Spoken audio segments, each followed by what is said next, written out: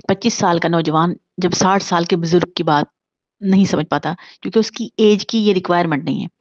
وہ اس کو اس طرح سے نہیں سمجھ پاتا، وہ ان کی ایج کا پارٹ بن کے نہیں سمجھ سکتا، ان کی چیزوں کو اس طرح سے انڈرسٹینڈ نہیں کر سکتا، تو پھر وہ یہ کیسے توقع کرتا ہے کہ جب وہ خود 60 سال کا ہوگا تو اس کا 25 سال کا بیٹا یا کوئی بھی رشتہ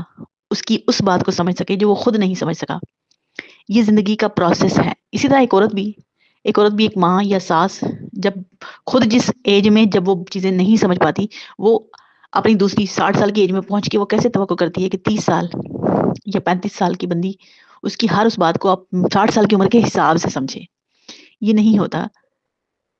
یہ چیزیں یہ ایسے ہی چلتا رہا ہے اور چلتا رہے گا۔ ہر شخص اپنی عمر کے مطابق ہی چیزوں کو انڈرسٹینڈ کرتا ہے اور اس کی عمر کے مطابق ہی چیزیں اپلائی بھی ہوتی ہیں۔ یہ ہر شخص کو سمجھنے کی ضرورت ہے۔ کسی عقل مند نے لکھا ہے